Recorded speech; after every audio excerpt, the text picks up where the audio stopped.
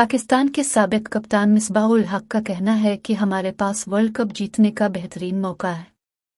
लाहौर में मीडिया से गुफ्तगू करते हुए मिसबाह-उल हक ने कहा कि पाकिस्तान के 3 बल्लेबाज आईसीसी रैंकिंग में टॉप पर हैं। बॉलिंग पाकिस्तान की बहुत ज़बरदस्त है। इंडियन पिचेस बीटर्स के लिए साजगार होती हैं। ये आइडियल वक्त है। पाकिस्तान टीम के पास अच्छी तैयारी करने का मौका है। कंडीशंस को देखते हुए बेहतरीन टीम का इंतखाब करना होगा। मिसबाह उन्होंने कहा कि कंडीशंस को देखते हुए बेहतरीन टीम का इंतखाब करना होगा।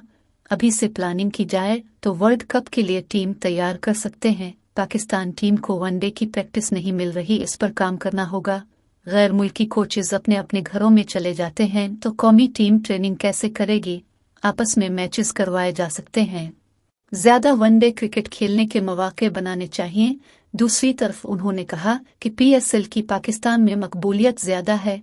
पीएसएल को यूएई मुंतकिल करने के बारे में सोचना भी नहीं चाहिए।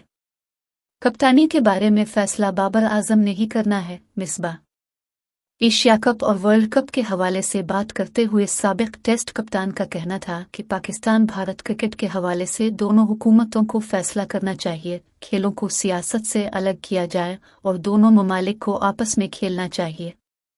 बाबर आजम से मुतालिक बात करते हुए मिसबाह-उल हक ने कहा कि बतौर कप्तान बाबर आजम की बैटिंग बेहतर हुई है और वो अच्छा खेल रहा है।